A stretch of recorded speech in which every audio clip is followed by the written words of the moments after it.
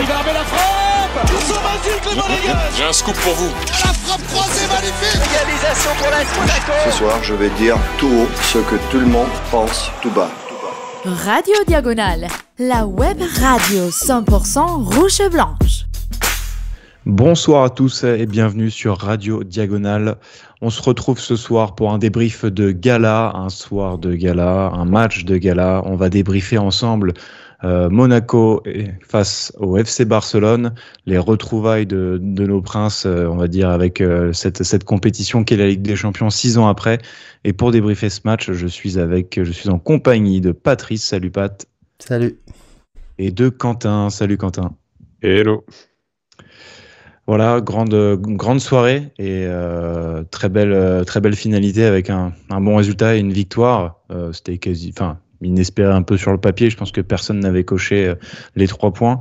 Donc c'est vraiment une belle satisfaction. On est sur une belle série face au Barça, hein. Et puis les jeunes aussi on va dire que les grands ont imité les jeunes, puisque plus tôt dans l'après-midi, en Youth League, match à rebondissement, les jeunes avaient gagné 4-3. On va pas débriefer ce match-là, je vous rassure. On se concentre sur les grands. On va parler de bois. Ouais.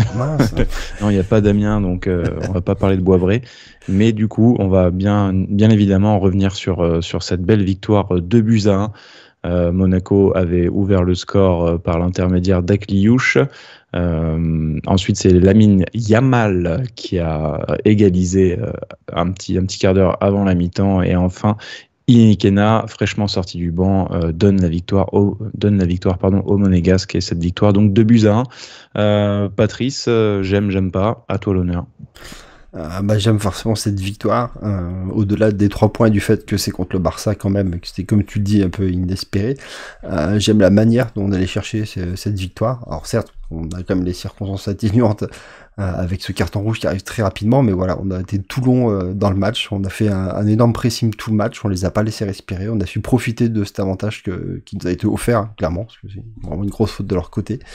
Même en fin de match, on a encore là à essayer de pousser pour aller marquer le 3e, genre que tout le long du match, on a vraiment joué la tête haute, et ça j'ai beaucoup aimé. C'est vraiment une très belle victoire. On leur a laissé très peu d'occasions. Bon, sur l'une d'entre elles, ils ont quand même réussi à nous mettre un but, quoi, mais voilà, on les a quand même bien étouffés, on a très bien joué, on peut vraiment être fiers de nos joueurs ce soir.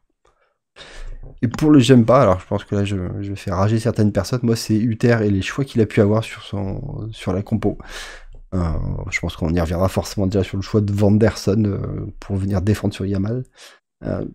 Depuis quand Vanderson est un bon défenseur? Je veux dire, si tu veux vraiment mettre un vrai défenseur sur ce côté-ci, pourquoi tu vas aller chercher un joueur qui a jamais joué à ce poste? Pourquoi tu viens le changer complètement? Pourquoi tu l'as déjà fait par le passé de faire jouer Salissou ou à la rigueur Mawissa qui savent jouer à ce poste? Pourquoi tu vas chercher un joueur que depuis le début qu'il est au club, on dit son défaut c'est la défense? Pour moi, c'est de faire jouer Caio Henrique ou faire jouer Vanderson, je vois vraiment pas la grosse différence qu'il y a. Peut-être légèrement meilleur, mais bon, pas tant que ça. Ça nous coûte d'ailleurs le but, hein, parce que ça vient un peu c'est lui qui lâche le marquage et qui se fait avoir de la tête. Même si derrière, bon, il y a quand même crédité de 2 passes décisives. Et surtout, le point principal pour moi, c'est pourquoi Mbolo est sur le terrain ce soir. S'il y a un match où tu as envie de faire jouer Balogun, parce que c'est vraiment le type de match où il est très intéressant par sa vitesse, et on a pu le voir quand il est rentré en jeu, c'est ce match-là. Mbolo, il est en dedans depuis plusieurs matchs. Encore ce soir, c'était vraiment pas terrible, on va pouvoir en parler. Pour moi, sur ce match-là, il fallait faire jouer Mbolo, quoi. Balogun, et je comprends pas que ça n'a pas été fait. Ouais, il y a de quoi tiquer. Je sais pas. J'ai vu aussi Quentin bouger pas mal de la tête. Je pense que ton j'aime pas. Enfin, en tout cas, moi personnellement, je vais rebondir là-dessus parce que tu verras mon j'aime. Vas-y, Quentin. Je ne te grille pas la politesse. Je t'en prie. J'aime pas.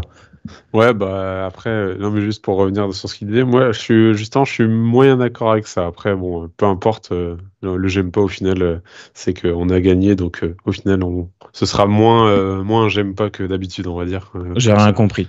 Donc ton j'aime pas, c'est qu'on a gagné, et ce sera moins j'aime pas que d'habitude. Ah bah oui, on peut dire ah ouais, c'était n'importe quoi, c'est de sa faute et tout si on avait perdu, et là, on a gagné, donc on n'est pas obligé de dire que, allez, on peut dire que ça a marché, quoi. C'est ça que je veux dire. Ok. Ouais, mon j'aime, moi, effectivement, je pense pour le coup, là, le j'aime, on a tous le même quand même, hein, c'est très bon match de notre part qu'on a joué ce soir. Quelle soirée quand même pour nous qui revenons en Coupe d'Europe, enfin en Ligue des Champions évidemment, pas en Coupe d'Europe, depuis 6 ans et qu'on sort cette prestation collective-là. Collective, je dis aussi, ça va de l'entraîneur jusqu'à tous les joueurs en fait. Je trouve que tout le monde a fait un gros match, malgré que il y a des individualités décidément un peu en dessous. Mais voilà, derrière, on livre quand même une prestation très très solide face à une grosse équipe, une grosse cylindrée. Et moi, je suis très content d'avoir vu ce match. Voilà, un très bon moment en tout cas. Et puis on a joué notre football, on a su montrer qui était Monaco, et ça fait plaisir. Et j'aime pas, alors c'en est pas vraiment un, en fait, c'est plutôt une nuance à cette analyse, on va dire. C'est que j'ai trouvé qu'on a joué d'un côté, voilà, libéré, sans pression, mais d'un autre, je trouve qu'on aurait pu faire mieux quand même, qu'il y avait forcément de l'enjeu, de la tension, ça c'est sûr, hein, dans tous les matchs de Coupe d'Europe, de toute façon, on ressent ça plus que dans la Ligue 1. Mais je sens qu'on aurait pu encore mettre un coup d'accélérateur. On en avait encore sur la pédale pour ce match-là, et on aurait pu en mettre 3. Et on aurait pu aussi se mettre plus à l'abri dès le début, parce que clairement, on se facilite le match dès le début, on le provoque quand même ce rouge. Et donc clairement, je trouve que ça commençait très bien. Et le fait qu'on ait pris ce but de Yamal, forcément, ça nuance un peu le tout. Mais voilà, on va quand même se dire que c'était le seul tir cadré et que ça a fini en but. Et voilà, bon, c'est anecdotique maintenant. Mais je trouve qu'on aurait pu même encore plier ce match encore plus et confirmer notre assise sur tout le match. Ok, bon c'est bien parce qu'il y a du débat, il y a des avis différents, puisque moi mon j'aime c'est Hutter, acteur, Hutter, entreprenant. J'ai bien aimé son choix de compo de mettre Van der Sar à gauche. J'ai compris ce qu'il a voulu faire, ce qu'il a cherché à faire, en tout cas c'était lisible. J'ai aimé qu'il réintègre Singo, donc là ce sera la partie compo, on aura l'occasion vraiment de se remettre dessus, de se pencher au cas par cas. Et très entreprenant. Alors oui, facilité par le fait qu'il y ait un joueur de moins, donc tu as intérêt à être acteur et à être entreprenant, mais il fait un changement dès la mi-temps. Il fait un bon choix en sortant Camara qui n'était pas vraiment dedans. Les entrants ont apporté un vrai plus, donc là aussi, en termes de coaching, il a sorti les bonnes personnes pour en faire rentrer les bonnes. Alors, est-ce que ça veut dire qu'il s'est trompé au départ sur sa compo? Ce sera à discuter, mais je pense que c'est plus les prestations des joueurs qui a pointé du doigt plutôt que le choix du coach en soi. Bref, donc moi c'est plutôt ça. Je trouve que Hutter a été un vrai protagoniste en tout cas de cette victoire, et j'aime pas au même titre en fait que Quentin, pas forcément lié à mon j'aime, mais ça le rejoint effectivement sur le fait que je trouve qu'on a un peu déjoué, on a un peu joué à l'envers une fois qu'on a été rejoint au score. Une fois qu'on prend ce but, alors oui, on a les occasions pour mettre le deuxième avant, on fait pas le break, et à partir de là, à partir du but de l'égalisation de Yamal, je trouve qu'on était quand même en difficulté et qu'on jouait un petit peu à l'envers. Et fort heureusement, et c'est vraiment le terme, parce que c'est un peu de la chance finalement, ce but, comment on le marque et comment il vient, voilà, la victoire nous appartient. Voilà messieurs, dans le chat, déjà, vous pouvez prendre position et nous dire un petit peu si vous rejoignez plutôt le j'aime pas de Patrice dans le sens Hutter a fait mauvais choix, ou plutôt le fait qu'il ait été acteur. Voilà, n'hésitez pas, on vous attend dans les commentaires. Messieurs, donc la compo, et c'est le moment, on va se retrouver du coup, Patrice, directement là-dessus. Hutter fait le choix d'intégrer Singo et Van der Sar, du coup, vraiment l'interrogation au poste de latéral gauche. Donc toi, tu n'as pas compris finalement pourquoi il le met à ce poste-là. Tu aurais aimé voir qui à la place? Je pensais que ça serait Caillou. Autant Singo, pour moi, oui, c'était une évidence qui devait jouer, qu'on devait bloquer, parce que j'avais plus peur de Rafinha, à la rigueur, qui est vraiment très en forme sur ce début de saison, que de Yamal. Ouais, après ça se voit, tu vas me dire, mais... donc que Singo joue, ça m'étonnait pas. Après, plus le fait de changer complètement de côté Van der Sar. Alors, je te laisse me dire qu'est-ce qu'il apporte de plus que du coup Caillou. Justement, pour contrer Yamal, je pense qu'il a un peu plus d'explosivité, au moins sur les appuis, un peu plus de vitesse, un peu plus de coffre que Caillou. Il t'assure, dans le défi physique, il te donne plus de garanties que Caio Henrique qui peuvent très très vite être pris de vitesse, et on sait très bien que les appuis déroutants de Yamal, ça file un limbago à n'importe quel mec, et je pense que Caio est très clairement le profil de défenseur, enfin en tout cas de joueur qui va se faire manger et qui aurait eu du mal. Donc moi j'ai trouvé ça intelligent. Au départ je pensais même que c'était Singo qui jouait, qui allait occuper le latéral gauche. Là on allait vraiment être sur quasiment une individuelle en fait sur Yamal. Je m'attendais à ça parce qu'au départ j'avais cru voir que Singo jouait à gauche. Bref. Donc Vanderson très bien, et très intelligent de réintégrer un peu Singo en plus à son bon poste, parce qu'il est un petit peu laissé de côté finalement sur ce début de saison.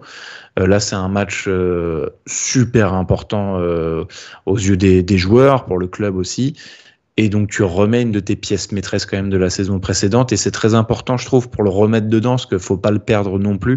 Il sert le banc, il a juste joué contre notre match nul contre Lens au poste de défenseur central, et il a sauté ensuite, donc c'était important, et il l'a remis dans de bonnes conditions à son poste. Donc là pour moi déjà de la part de Hutter c'était le bon choix. Ensuite, est-ce qu'avec ces mêmes joueurs tu ne peux pas faire la solution de mettre Salissou sur le côté latéral pour bloquer Yamal en individuel comme tu dis, et remettre ta charnière Singo Kerrer et Vanderson sur son côté, quoi? Moi, en tout cas, Singo, je préfère presque qu'il ait un peu plus de liberté à droite. Moi, je l'aime bien en poste de latéral droit. Sur la compo que moi je pensais, c'était Singo latéral. Ce que vous avez pas dit, c'est surtout que à la base, le défenseur qu'on veut mettre à gauche, du coup, c'est un droitier pour couper les entrées en fait dans l'axe de Yamal. Et c'est aussi pour ça qu'il met Vanderson, du coup. Très bonne analyse, merci Quentin. Non, c'est vrai. Ouais. Mais c'est bien joué. Ah, le fameux moustique. Ouais, le moustique qui me fait chier là depuis tout à l'heure. Je pense que c'est un Barcelonais. Donc pour le reste de la compo, Lamine Camara était présent, Quentin. Grande surprise. Ouais, on en discutait un petit peu nous en interne, on savait pas trop, on l'avait pas vu venir. On l'avait pas du tout vu venir, pas du tout annoncé. On n'a pas compris. Derniers jours. Effectivement. Non, puis la commotion, tout ça, toute cette histoire, comme quoi il faudrait qu'il loupe le prochain match, tout ça. Au final, c'est un protocole qui a été mis juste parce qu'il a reçu un coup, même pas à la tête d'ailleurs, mais bon. La pomme d'Adam. Et du coup, voilà, bon. Et non, mais voilà, il y avait peu de surprises sur ça. Alors après, on en reparlera après, mais je sais pas s'il sort à cause de ça ou physiquement ou quoi, ou alors c'est juste parce que c'est un choix, voilà. Mais globalement, c'est logique qu'il soit titularisé dans l'entrejeu. Et pour le reste, du coup, on passe sur un 4-2-3-1, Pat, avec une seule pointe. Du coup, on se souvient, le match amical, et Damien l'avait souligné, on avait joué avec deux attaquants, c'était Balogun et Mbolo qui avaient démarré. Et là, du coup, on retrouve le trident. On n'avait pas de milieu offensif, ils étaient tous aux Jeux Olympiques ou encore en vacances. Là, on avait notre trident de milieu offensif, à savoir Minamino, Ben Seguir et Akliouche, donc du coup en soutien d'Embolo. Ou toi, tu aurais vu Balogun? J'aurais vu Balogun et j'aurais vu Golovin seul. Oui, seul, et j'aurais vu Golovin à la place. Et je pensais que c'est Akliouche qui sauterait, parce que Ben Seguir est quand même très en forme sur le début de saison. Pour ça, j'étais surpris quand même qu'il se passe de Golovin sur un match aussi important, alors que c'est un des rares qui a l'expérience européenne. Après, je pense que le physique doit jouer pour Golovin, qui est peut-être pas non plus à 100%. Je crois qu'il a fait l'heure de jeu à Auxerre, c'est le seul match que j'ai loupé. Je sais que Ben Seguir est sorti à l'heure du jeu, donc ça, tu savais que tu allais le retrouver, je pense, titulaire ce soir. Oui. Akliouche, il devient quasi indéboulonnable. Hutter, c'est un des premiers noms qui doit cocher, je pense aussi. Et c'est vrai que voilà, Golovin, il y a ce souci de reprise. Il avait repris contre Lens, il y a eu la trêve, il y a eu le match contre Auxerre où il a vraiment eu une heure dans les jambes. Et donc peut-être que c'est trop juste finalement pour un match à haute intensité. Contre Barcelone, donc pour moi il n'y avait pas forcément de faux pas, et puis la confiance en Mbolo, dans le sens où à l'heure actuelle, si tu dois filer les clés de l'attaque, filer les clés de la surface de réparation à un joueur, c'est plutôt lui. Mais bon, ça marche Par le peut-être au statut, mais crédit. après, Ça marche peut-être, voilà. à côté, au tu veux dire, statut personne et n'a au marqué, crédit personne n'a fait non plus. qu'il a à nos yeux. Non, je veux dire que j'ai mes arguments pour Balogun, c'est vraiment plus son style de jeu, parce que c'est les performances qu'il a pu faire avant, tu vois. C'est pas, on pourrait avoir Mbolo qui est en dedans et derrière les autres attaquants qui poussent parce qu'ils font des performances, mais c'est pas le cas. Ils sont tous à la même échelle avant ce match, bien sûr. Ok. Donc, Bon, non, écoute, c'est vraiment plus par son profil de pouvoir jouer du coup plus sur sa force et sur sa rapidité, comme on a pu le voir du coup quand il entre en jeu, où je pense qu'il aurait pu être très intéressant dès le début du match, quoi. Ouais, après, seul en pointe, bon, je demande à voir, mais C'est vrai. Peut-être que je c'est pense le qu'il fait peut d'avoir moins combiner, Ilikina avec il lui peut moins qui... combiner avec les 3 mecs derrière déjà, alors que Mbolo est plus capable de le faire, même si c'est pas vraiment vu, mais tout simplement son rôle, son physique, il arrive à immobiliser, à prendre des joueurs sur lui et libérer d'espace pour les autres. Et puis il est souvent intelligent dans son jeu de remise. Enfin, c'est un mec qui est altruiste quand même. Dans un scénario à 11 contre 11, je vois mal quand Balogun il s'en serait sorti, quoi. Enfin, franchement, dès le début, au niveau de la pression, enfin, on en parlait déjà le début du match, mais je trouve qu'on touche pas une balle. On touche pas une balle, on est vraiment pas, enfin, en tout cas, on est là au niveau de la sortie de balle, mais nous, après, on la perd assez rapidement et on n'arrive pas non plus à contrer les sorties de balle de Barcelone. Après, Mbolo, il est important à ce niveau-là, quoi, dans le pressing, puis on le verra au niveau du carton rouge, hein. Là où lui, il va être très important dans ce blocage des lignes de passe, où il sait comment jouer ça, et puis c'est ça qui est important, et je pense que c'est pas une qualité qu'a Balogun ou Inikena. Ouais. L'intelligence de jeu, il est à la fois très bien supplé aussi par Minamino. Donc on est entré dedans, effectivement, je te rejoins là-dessus, beaucoup de déchets, moi je trouve, pendant les 5 premières minutes, mais aussi bien des deux côtés. On voit bien Barcelone, et au final, Flick et Hutter, ils se ressemblent peut-être un peu en tout cas sur ce qu'ils essaient de mettre en place, avec un pressing très haut, aller chercher très haut, gêner tout de suite les relances courtes. J'ai trouvé que voilà, il y avait du pressing, mais une fois que les équipes récupéraient respectivement le ballon, ils en faisaient pas grand chose, ou ils le perdaient très rapidement. Il y avait beaucoup de déchets techniques, et on va tout de suite arriver à un fait de jeu majeur qui conditionne quand même le match, puisqu'il arrive tellement tôt dans la rencontre, mais c'est du coup dès la 10e minute l'exclusion, Patrice, d'Eric Garcia. Ouais, c'est sur une relance de Ter Stegen qui est très très mauvaise, qui l'a fait en plein dans l'axe, alors qu'il voit bien, à mon avis, quand même, que Minamino est vraiment au pressing. De toute façon, Monaco était au pressing sur tous les joueurs qui avaient autour, donc je pense que la meilleure solution était de dégager. Mais après, comme on le verra pendant tout le match, ils n'ont jamais choisi cette solution, ils ont toujours cherché à jouer court, et donc du coup, il essaye de lui faire la passe, mais Minamino est plus prompt. Il passe devant, il met son corps en opposition, et du coup... le Barcelonais lui fait une faute, et l'arbitre n'hésite pas du tout, ne demande même pas la VAR et met le rouge direct. C'est justifié, il n'y a rien à redire là-dessus. On est d'accord qu'il annule une occasion de but, même si on a l'impression que Minamino aussi perd quand même pas mal l'équilibre. Il le cherche, j'ai l'impression, quand même. Il cherche plus la faute. Puis quand il voit la balle s'éloigner, il se dit qu'il faut tomber, quoi. Ouais. Il joue bien le coup, mais c'est vrai que, en fait, vu la dangerosité et la situation, en fait, je trouve que l'arbitre, en tout cas, même si c'est tôt dans le match, en fait, il applique une règle, il l'applique à la lettre, et en fait, il y a annihilation d'une action de but. S'il fait pas faute, tu sais qu'il va Minamino, frapper, il se retrouve au centre, ouais. il est face au cage dans l'axe suite à cette passe nubélienne de Ter Stegen. Donc non, c'est clair. Donc exclusion, ça nous facilite quand même, très franchement, là on se dit ok. Surtout pile poil à l'endroit où ils avaient déjà beaucoup de mal, quoi. Le milieu de terrain, c'est là où ils sont dépeuplés, qu'ils ont plein de blessures. Ils ont perdu Olmo, et c'est lui qui remplace Olmo, et en plus il saute, quoi. Donc c'est un défenseur au départ, Eric Garcia, il me semble, hein. Et il se retrouve à jouer 6, avec Pedri, un petit peu derrière. Bref, et à la suite de ça, Monaco va... En fait, ça les galvanise aussi un peu, je pense qu'ils prennent confiance. Et même si on était un peu timide dans les transitions, et il y avait eu juste une frappe de Ben Seguir, là on va se mettre... on va mettre... la marche avant et on va filer droit au but. On sort mieux, on fait mieux circuler le ballon et Quentin arrive ce premier but du coup 6 minutes après l'exclusion. Ouais, bah donc une transversale un peu de Anderson sur une action que Kliouche se crée tout seul clairement. Et voilà, on sait qu'on a moyen de mettre le pied sur le ballon et de mettre quelques occasions. Enfin, en tout cas dans la surface, mais pour l'instant, ça se limite que à des tirs. Ben Seguir a assez essayé, des petites incursions sur les côtés ou quoi. Et en fait, il fallait ce coup de génie et Kliouche a su le faire dès le début du match et ça a fait énormément de bien.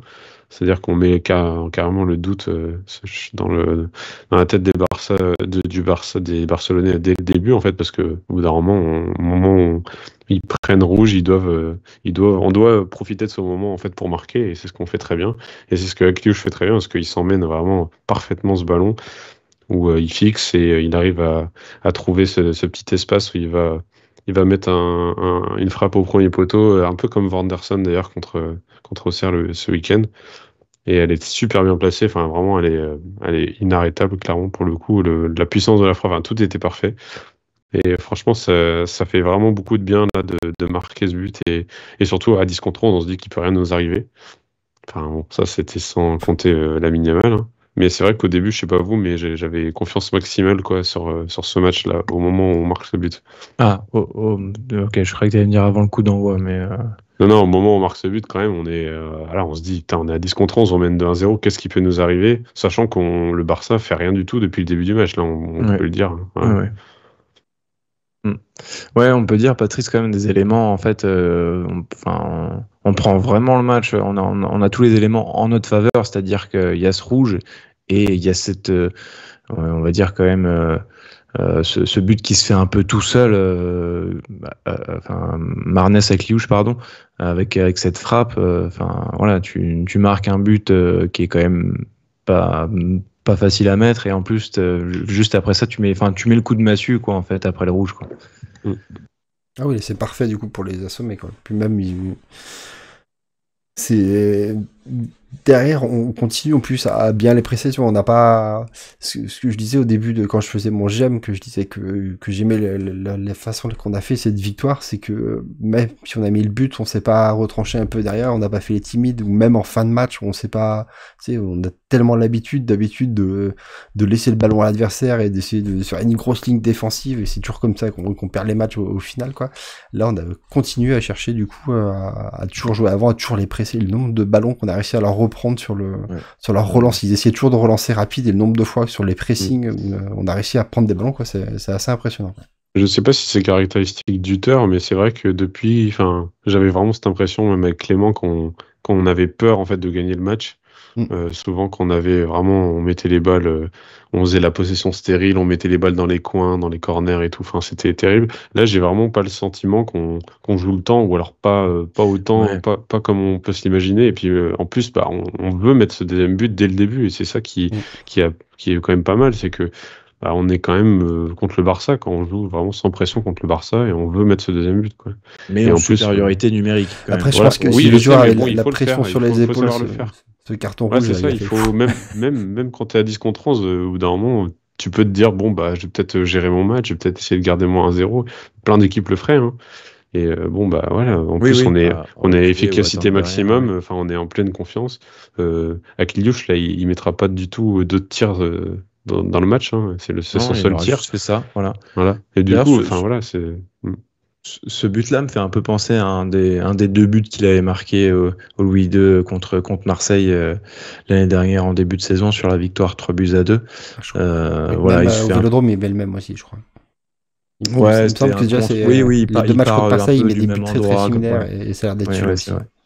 Bref, donc voilà, Marnès avec Kliouche qui a été, il me semble, muet jusqu'alors en championnat, durant ce début de saison en tout cas, pas décisif. Vous m'arrêtez si passeur contre Lyon. Ouais, c'est lui qui la passe à Ben Seguir. Effectivement, oui, la petite connexion, effectivement, donc voilà, là il débloque son compteur en tout cas cette saison. Et Patrice, tu l'as mentionné, voilà, il y a des situations, il se passe des choses, et notamment Mbolo qui qui se retrouve plusieurs fois à pouvoir concrétiser tout simplement, à se retrouver dans la surface, presque dans les 6 mètres, et il bafouille un peu. J'ai notamment une en tête sur une remise, enfin un très beau centre, je crois que c'est Camara peut-être même, ou Zakaria qui va chercher Singo, qui remet du pied, et Mbolo va se jeter pour faire une sorte de ciseau, et il rate le ballon. Souvent hors jeu aussi. Parce que même sa belle reprise de volée, quoi, il est hors jeu, quoi. Oui, et une aussi, je pense que c'est peut-être même avant l'exclusion, je me rappelle plus, mais il chope dans les 6 mètres et il n'arrive pas véritablement à appuyer ou frapper fort. C'est juste après, c'est juste après l'exclusion. Justement, c'est ça où on se dit, putain, si on les met pas ces occasions-là, qu'est-ce qui va se passer, quoi.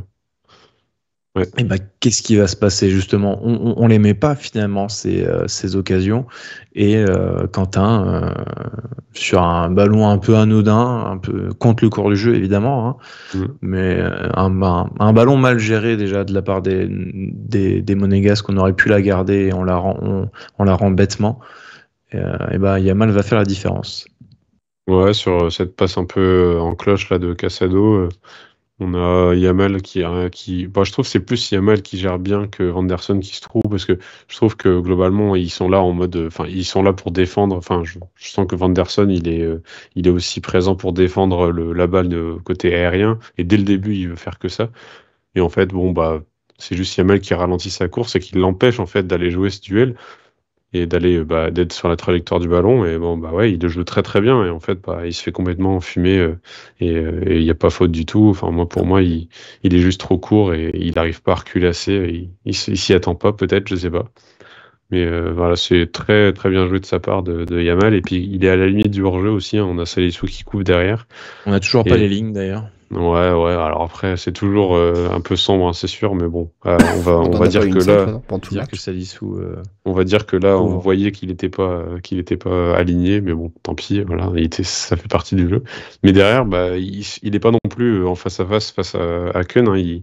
Il se l'amène très bien, et il se l'amène sur son pied gauche, c'est un peu sa spéciale, on va dire.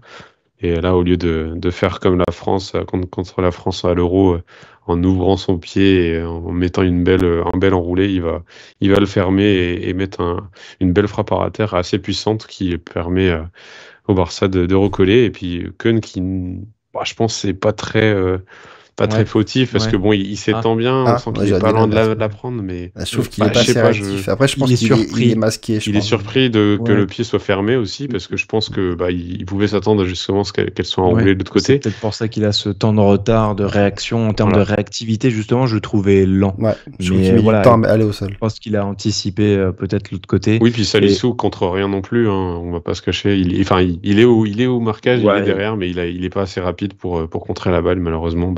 Il suffit d'une occasion, et on sait très bien que ces joueurs-là, il leur faut pas grand-chose pour marquer. Comme à Cliouche, du coup, un tir cadré, un but. Ouais, entre une forêt de joueurs à Cliouche, et là, c'est vrai que c'était plus un duel avec Salisu qui essaie de se mettre sur la trajectoire de la frappe. Il n'est pas éliminé par Yamal, mais bon, voilà, il va se jeter pour essayer de contrer. Et c'est Cherou, donc le consultant sur Canal, qui faisait cette comparaison, que je trouvais très bonne d'ailleurs. Il a fait un peu une Robben, Yamal, c'est-à-dire, c'est vrai que c'était un geste que le Hollandais faisait admirablement bien là, quand il venait fermer son pied. Donc le Barça qui revient du coup contre le cours du jeu à égalité, et à partir de là, messieurs, je trouve qu'on a eu vraiment du mal à se recréer de vraies situations chaudes, à part sur un coup franc botté par Lamine Camara, ou je ne sais plus personne ne reprend le ballon justement, mais ça passe pas loin des cages, et il y avait quand même 2 Monégasques qui étaient potentiellement très bien positionnés pour le reprendre. Une frappe de Mbolo aussi assez forte, mais qui est en plein sur Ter Stegen. Alors je sais pas. C'est la reprise de volée qui fait forte. Non, pas la reprise. Je sais plus du coup. Non, mais oui, il y a une frappe effectivement, mais je crois pas qu'il soit hors jeu. Ouais, je pense pas qu'ils l'ont compté hors jeu au final. De toute façon, c'était un arrêt. Mais oui, il y a ces occasions-là, mais clairement, il y a rien. Il y a pas de situation. Je sais que Minamino, il tire dans le petit filet à un moment, tout ça. On a un but hors jeu. Voilà, on a un but hors jeu, mais bon, il est largement. Ah oui, bien sûr, il n'y a rien à dire. Oui. Voilà. Et puis on a beaucoup de coups de pied arrêtés, ça c'est un truc à signaler aussi, c'est que d'habitude là où on est assez dangereux et on a été dangereux ce week-end, on l'était pas plus que ça, j'ai trouvé en coup de pied arrêté, et c'est dommage parce ça faisait beaucoup d'occasions de revenir et de mettre ce deuxième but. Et surtout, niveau physique, on était là, il y a du Zakaria, il y a du Salissou, il y a des gens assez grands et qui peuvent jouer les duels, et même Kerrer, du coup, qui nous a montré ça ce week-end. Donc voilà, je pense qu'on pouvait me faire en coup de pied arrêté, mais malheureusement, on s'est plus créé d'occasions dans le jeu à part ça, quoi. Après, je pense que ça vient quand même beaucoup du Barça qui ont l'air d'être vraiment très très bons sur les hors-jeux, quoi, sur les positionnements de la défense. Et je pense que même sur les coups francs et sur les corners, ils savent très bien se positionner pour mettre un maximum de joueurs hors-jeu de l'équipe adverse. C'est vrai qu'on a été souvent pris au piège, et puis franchement, ils s'alignent très très vite, ils bougent très vite avant même que le joueur enclenche sa passe, quoi, et ils arrivent souvent à piéger leur adversaire comme ça. Donc retour à la pause sur ce score de 1 partout, et Utter décide dès la reprise d'opérer un changement coutumier du fait, on le voit souvent faire ça maintenant. Clément le faisait, mais surtout parce que on était avait une couche. Clément qui décide de sortir Lamine Camara, qui avait été en plus sanctionné pour rentrer Golovin. Là, effectivement, ça se comprend, vu la physionomie, vu qu'on va avoir un peu plus le pied sur le ballon et qu'on va pouvoir manœuvrer. C'était pour moi, voilà, un très bon choix que de faire entrer le Russe aux côtés de Zakaria. Est-ce que ça a vraiment changé le visage de cette rencontre, le visage de notre équipe, surtout sur les phases offensives, là où on l'attendait, du coup, peut-être pour amener du liant et fluidifier tout ça? Pour moi, oui.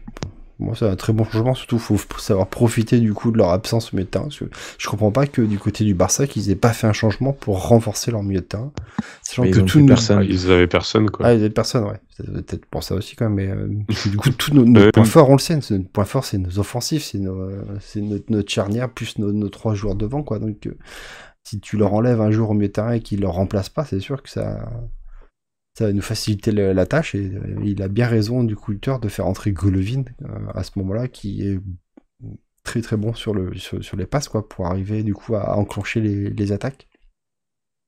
Ouais, puis je trouve Lamine Camara qui touche que des ballons en coup de pied arrêté, en fait. Je l'ai pas vu beaucoup toucher j'ai pas vu beaucoup toucher de ballons genre dans le jeu. Après, je me souviens de sa grosse frappe, tout ça. Mais c'est pas lui qui va créer les occasions, en fait. C'est pas ce qu'on attend du coup de Golovin, c'est ça, c'est ces dernières passes avant un tir, ces décalages, c'est même cette aisance balle au pied qui lui permet d'éliminer un joueur pour se décaler. Et c'est sûr que ça nous manquait, et on l'a bien vu dès l'entrée de la seconde mi-temps. Ouais. Des situations, mais pas réellement franches. Il y a quand même cette frappe de Minamino aussi qui passe pas loin, mais qui est déviée à la suite d'un corner, d'un petit cafouillage. Effectivement, on obtient beaucoup de corners, beaucoup de coups de pied arrêtés, sans pour autant se créer de grosses situations. Il y a Anderson quand même. Ouais, il y a la frappe de Anderson. Un petit tir quand même qui est pas trop mal placé. C'est vrai que j'y crois pas trop quand il le tire, mais c'est vrai qu'au final, on se rend compte qu'elle était pas trop mal. Et Ter Stegen se détend très bien pour la sortir une nouvelle fois en corner. Et donc, il y a les choix forts. Je crois que c'est avant la 70e. Je voulais juste vérifier ça, mais voilà, Utter, comme je le disais, ça rejoint. Ça rejoint mon j'aime, c'est-à-dire que voilà, on voit que devant ça marche vraiment pas finalement, et il fait le choix de sortir en premier lieu du coup Ben Seguir. Mbolo d'abord. Mbolo seul. Mbolo à la 60e effectivement, dès l'heure de jeu, qui est remplacé par Georges Ilenkena, qui fait sa première apparition en Ligue des Champions sous les couleurs monégasques. On se rappelle, il avait déjà marqué la saison précédente avec Antwerp.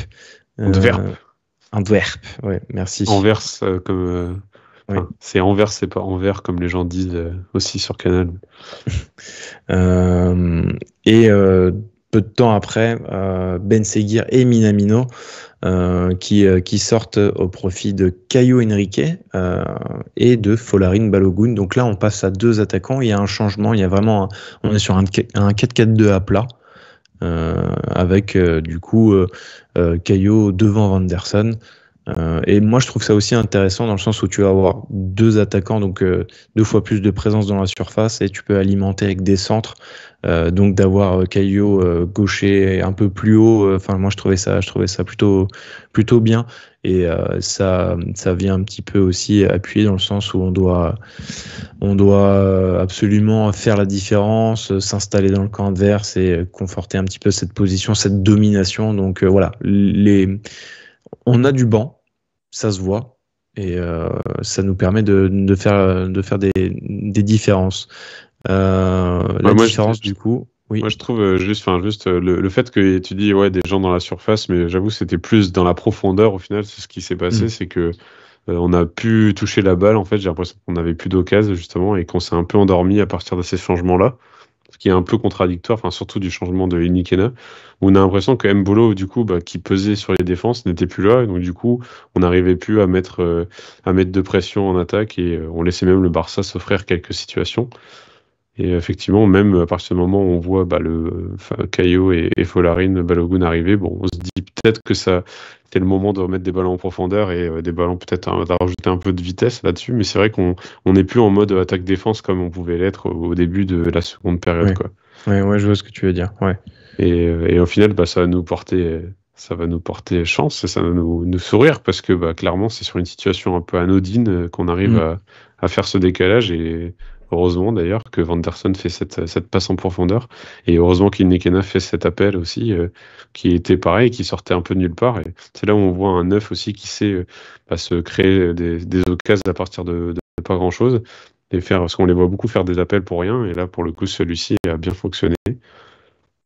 C'est vrai que entre les deux finalement, entre Balogun qui fait mine de décrocher un peu pour peut-être proposer une solution à Vanderson et Inikena qui lui du coup va prendre la profondeur, là tu vois déjà que en tout cas ils font les bons appels, chacun propose quelque chose de différent et ça c'était très intéressant et Balogun finalement en voyant peut-être la balle trop s'efface et ça se transforme en passe décisive parfaite lancée dans la profondeur et Inikena qui a le temps du coup de venir ajuster Ter Stegen. Patrice. Ouais, du coup il marque encore un but contre le Barça, lui qui avait été le plus jeune buteur de la Ligue des Champions en marquant son but contre le Barça. Du coup, il récidive. Il profite bien du coup de comme tu dis, de la passe en cloche de Vanderson. Il garde la distance avec son défenseur qui lui permet de faire une belle frappe après et de tromper Ter Stegen et du coup nous remettre devant sur ce match. Il prend vraiment le temps, mais je trouve qu'il y a l'action en elle-même, il y a pas mal de réussite, mais la finition aussi, quand même, il y a pas mal de réussite parce que Ter Stegen est un peu dessus. Enfin, finalement, avec le niveau qu'on connaît de Ter Stegen, finalement, il aurait presque pu. Elle est pas un match si bien tirée que ça. Les deux buts, ils sont pour lui. Les deux buts, ils sont pour lui. Et puis, je trouve même Martinez, il met pas de pression. Enfin, c'est le défenseur là qui le poursuit. Il est vraiment pas rapide. Ouais, il a une charrette. Clairement, Nico Martinez. Ils jouent tous en fait sur le hors-jeu et dès qu'il y a cette vitesse qui est faite et puis ce hors-jeu qui n'est pas là, qui est pas hors-jeu. Derrière, on sentait que c'était compliqué. C'est en ce sens où je disais qu'on aurait pu mettre encore plier un peu plus ce match parce que si on jouait mieux le hors-jeu. On aurait pu faire ce genre de situation plusieurs fois. Effectivement, là, on a de la chance parce que la finition, elle est carrément. Alors, je sais pas pourquoi il plonge en plus. J'ai l'impression qu'il plonge pour anticiper une frappe croisée, mais au final, elle arrive sur lui. Du coup, un peu de réussite, mais clairement, réussite maximale pour nous. Ça fait plaisir quand même. C'est mérité quand même parce que finalement, on n'arrête pas de les assiéger depuis tout ce temps. Et le fait est qu'on arrive à plier plier. Peut-être pas tout de suite plier, mais disons prendre l'avantage sur une demi-occasion, même si c'est quand même un face-à-face avec le gardien. Voilà. Ouais, c'est clair. Et du coup, c'est quand même un peu dur, quoi. Oui, non. C'est comme un face à le gardien, quoi. Tu vois, s'il la rate, je suis pas sûr que ce soit ce que recherchait à faire Vanderson. Très clairement, je pense que c'est anodin en fait. C'est ça que c'est pas du tout un appel. Voilà. Mais c'est pour ça, moi je trouve que c'est un but quand même qu'on prend avec chance et qu'on prend, enfin, forcément. Il est pas dégueulasse du tout. Hein. Mais bon, voilà. Et puis Nikena, d'ailleurs, on va le souligner. Enfin, la plupart des gens ont déjà dit la stat là, mais qui vient être le plus jeune du coup buteur de l'AS Monaco en Ligue des Champions du coup, parce que forcément. Oui. Donc voilà, il bat Mbappé de quelques jours hein, à peine, mais bon, c'est déjà ça. Le premier but d'Mbappé en Ligue des Champions, petit quiz. Bah du coup, City. Hein. City, et du coup, il est né en décembre, Mbappé, donc il marque en février, donc ça fait 2 mois, et là, il vient d'avoir 18 ans en août, donc on est à 1 mois aidé, donc ça joue vraiment pas grand-chose, mais ça joue pas grand-chose, effectivement. Et il débloque par la même occasion, et tout comme à Kliouche, son compteur but cette saison en match officiel. Il avait pas mal marqué en match de prépa. Et le compteur des attaquants, d'ailleurs. Aussi. Voilà, ça y est. Espérons que ça fasse comme avec le ketchup. L'entrée de ces deux joueurs, finalement, en tout cas sur la pointe, enfin en tout cas ça redonne on va dire un nouveau visage à notre attaque et ça pose beaucoup de problèmes. Balogun lui aussi fait une bonne entrée, arrive à se créer des occasions et va même jusqu'à provoquer un penalty. En tout cas, la décision de terrain en direct, l'arbitre siffle penalty. On croit donc pouvoir entériner le match avec un 3e but. Encore faut-il marquer le penalty, hein, tout dépend qui allait s'en charger, mais finalement le VAR appelle l'arbitre et demande de revisionner les images et il revient sur sa décision. Bon, je sais pas, moi j'étais plutôt de l'avis de Rome qui nous disait en vrai décision de terrain prime. Est-ce que selon vous le penalty légitime ou pas? Qu'est-ce que vous pensez de cette Moi, décision? C'est très limite. Autant au niveau du pied, il lui repasse devant, donc il y a rien à dire. Par contre, il y a le fait qu'il y a un moment donné, il lui prenne le bras et qu'il le tire un petit peu vers lui, qui pourrait amener à considérer qu'il y a faute, quoi. Donc c'est assez litigieux pour moi. Mais au niveau du pied, non. C'est Balogun qui prend son temps, en fait. Vu qu'il a dribblé le premier défenseur, je pense qu'il pense pas que le deuxième va lui revenir dessus. Et il passe son pied devant sans faire faute. Et c'est Balogun, en fait, qui après veut frapper le ballon et qui a un pied devant lui et qui le déséquilibre, quoi. Donc, en fait, c'est frustrant. Le fait qu'il tire avec la main, c'est un peu litigieux. En fait, c'est juste frustrant parce qu'il le siffle et il l'annule, mais en vrai, il y a eu beaucoup d'occasions, enfin, depuis le début, depuis même, je sais pas, genre les faux pénaltys qu'on a. Je me souviens de plusieurs moments où Balogun s'effondre dans la surface depuis qu'il arrive au club. Et on a beaucoup eu de situations où, franchement, il méritait potentiellement un péno et au final, on n'a même pas été revoir les images, on n'a même pas rien sifflé. Il n'y a qu'à voir même la poussette qu'il a eue ce week-end, on pouvait se dire aussi que ça pouvait mériter un péno, quoi. Donc, des fois, je me dis, c'est juste qu'on est frustré parce qu'il revient sur sa décision et puis on se dit que peut-être si on gagne 2-1, on oubliera tout ça et puis voilà. Mais c'est vrai que c'est un peu rageant parce que on avait l'opportunité de mettre ce 3-1 et de plier ce match une bonne fois pour toutes.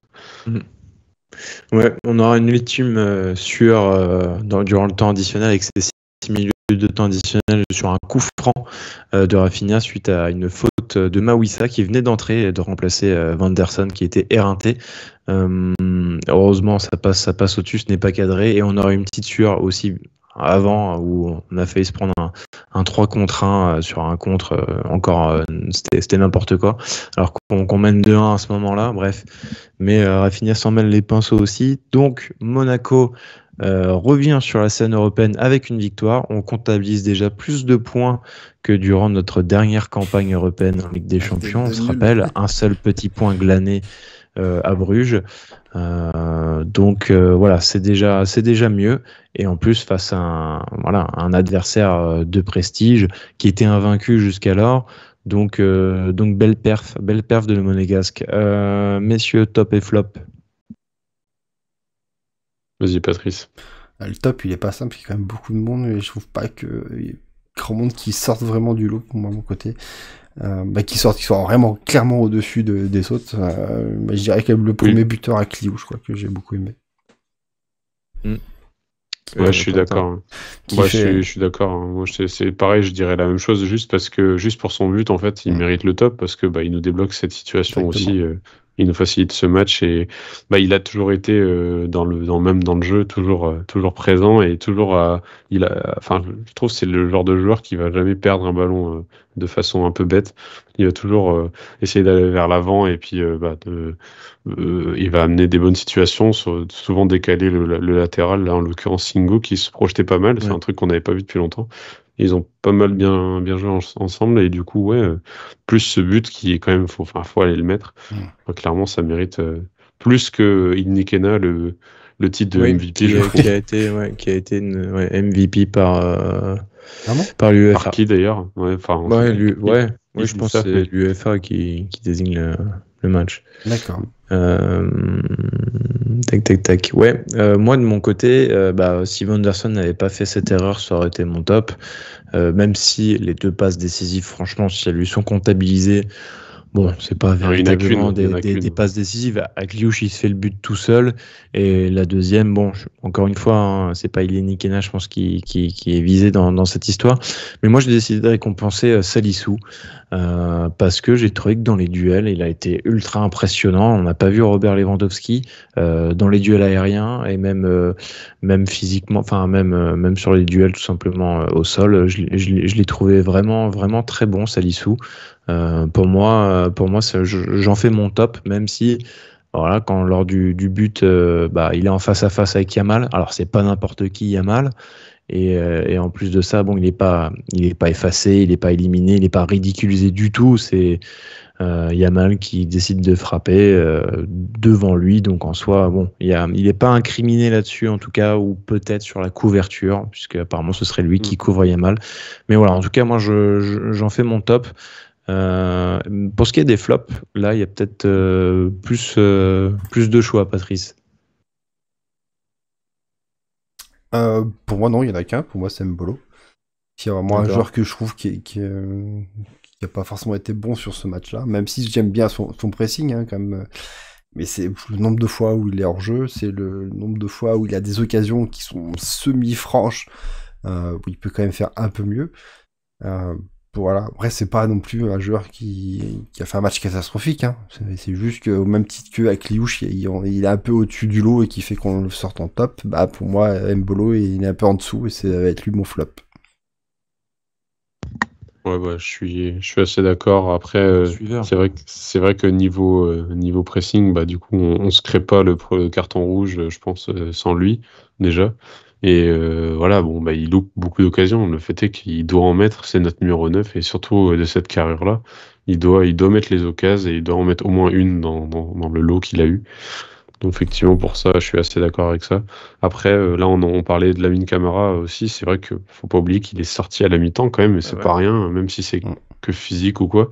C'est vrai qu'il n'a pas du tout su générer d'occasion ou poser un problème au milieu barcelonais. Je l'ai pas vu en fait plus que ça. Donc et il prend un jaune en plus. Donc un jaune un peu bête.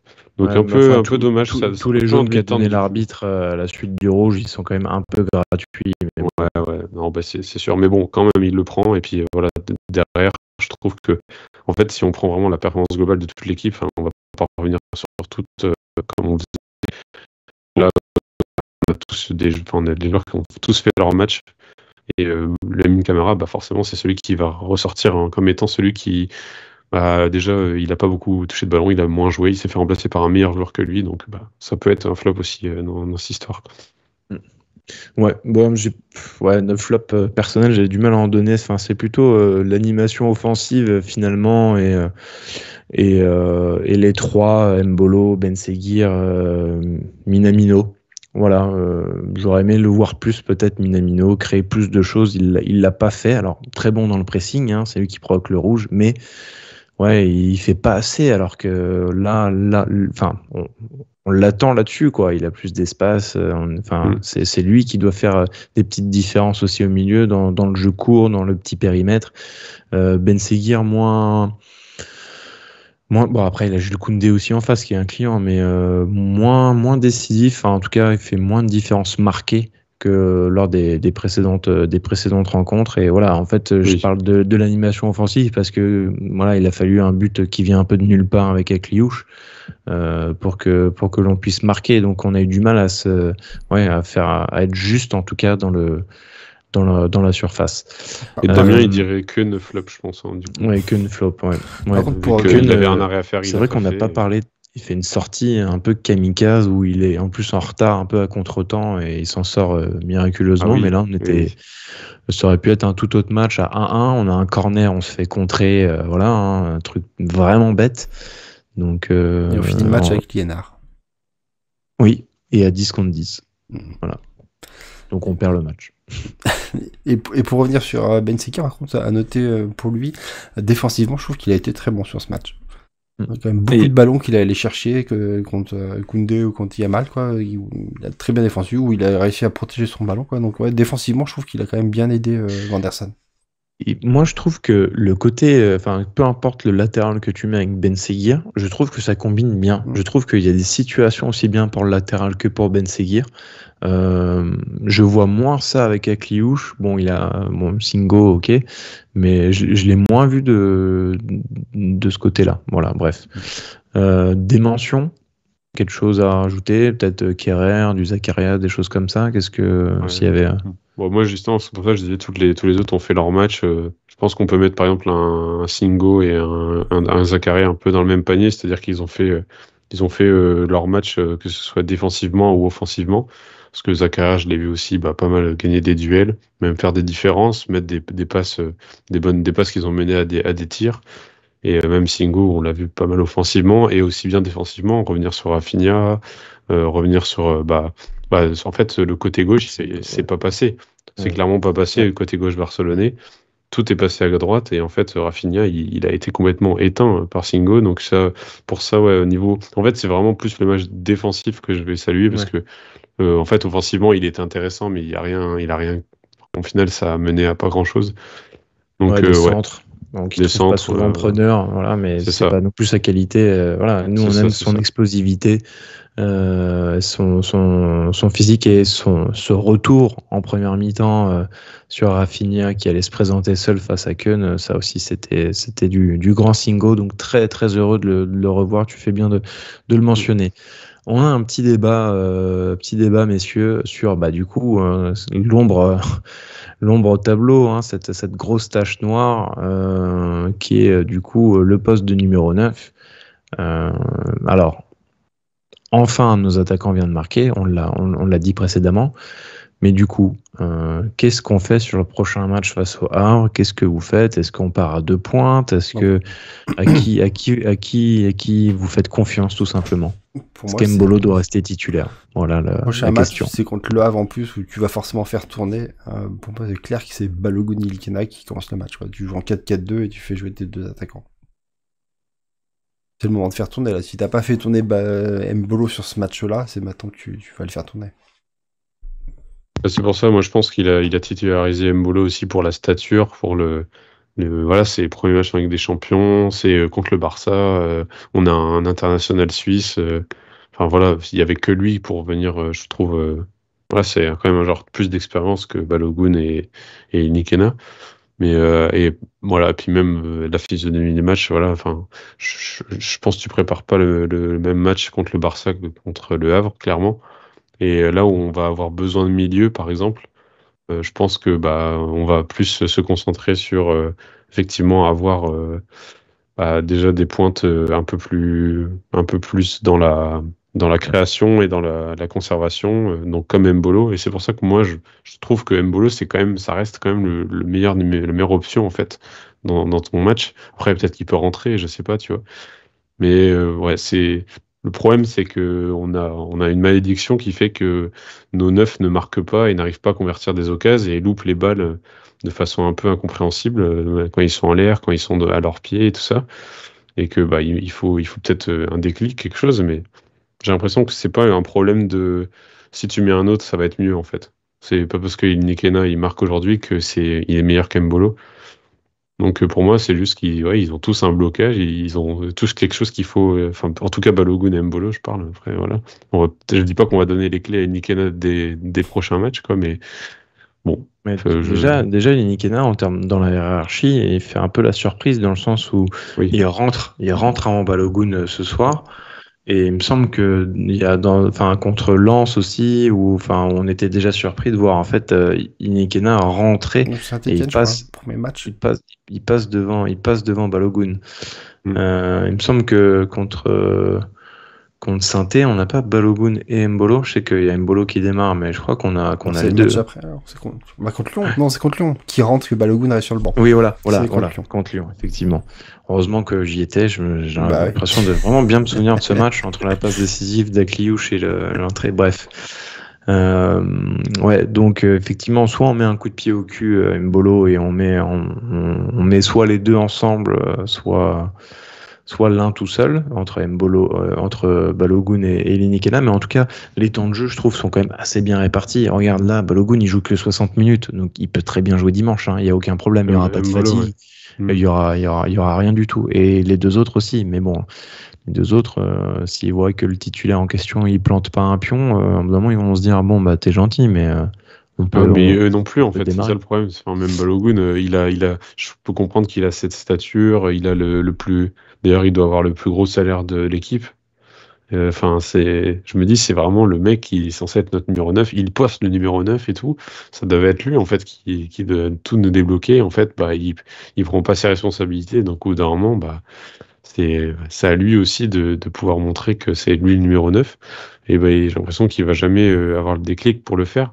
Alors du coup, peut-être si t'es 8 heures, tu te dis il faut le mettre titulaire, il faut lui faire confiance et puis commencer à engranger de la confiance contre le Havre. Du coup, peut-être une petite équipe qui pourra permettre de marquer.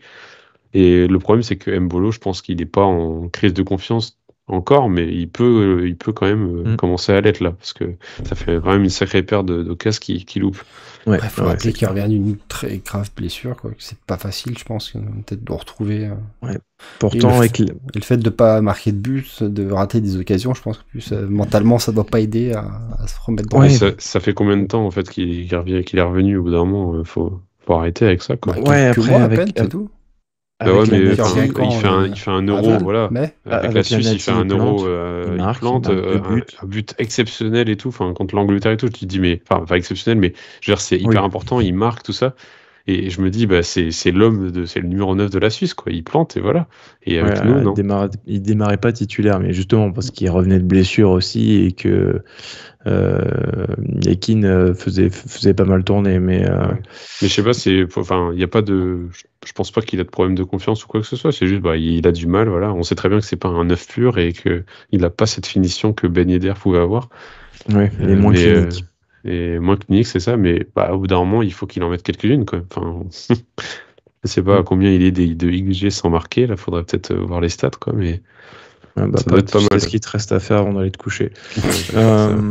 Du coup, les pronos de nos chers collaborateurs, qui étaient donc Rome et Damien, les deux sont passés. On est là, pour l'instant, on est injouable, nous, en ce début de saison sur les pronos.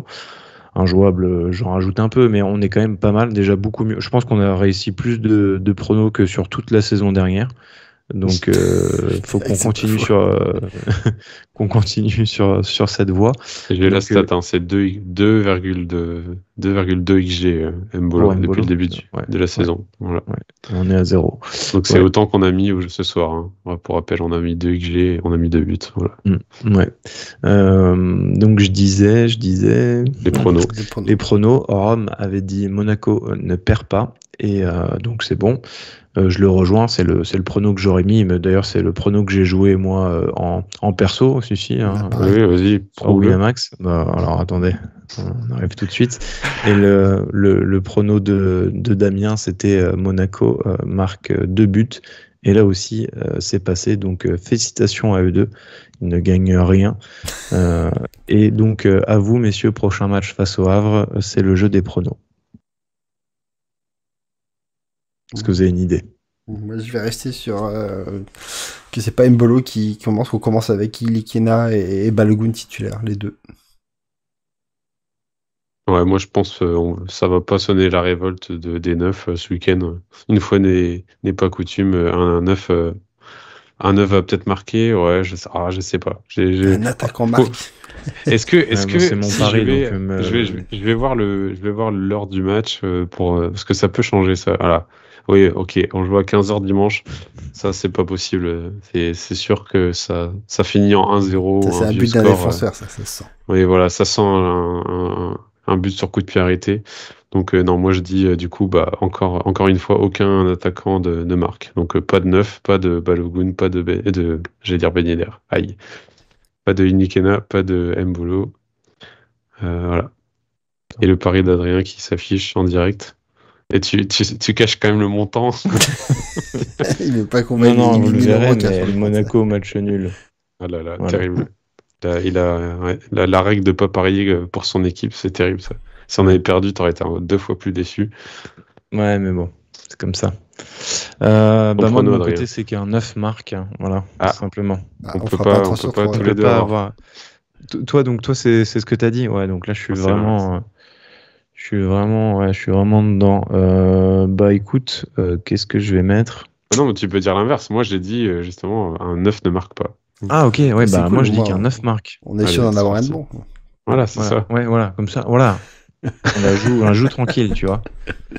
Ok, parfait. On fait un petit point quand même juste pour vous dire que Monaco pointe à la 14e place du classement, hein, après cette première journée. C'était exceptionnel, hein, ça s'est fait sur 3 jours. On reprendra un schéma un peu plus classique donc du mardi, mercredi, et le prochain rendez-vous du coup c'est un déplacement à Zagreb le mercredi 1er octobre à 21h. Zagreb qui en a pris 9 à Munich et donc voilà, nous ce sera l'occasion de faire un débrief Ligue des Champions, mais le prochain rendez-vous, on vient de le dire, c'est dimanche 15h face au Havre et ce sera l'occasion de se retrouver. Messieurs, je vous remercie d'avoir été avec nous ce soir. N'hésitez pas, les pouces bleus, abonnez-vous, Twitter, tout le reste. Je vous souhaite une excellente soirée, une très bonne écoute. Ciao. Ciao.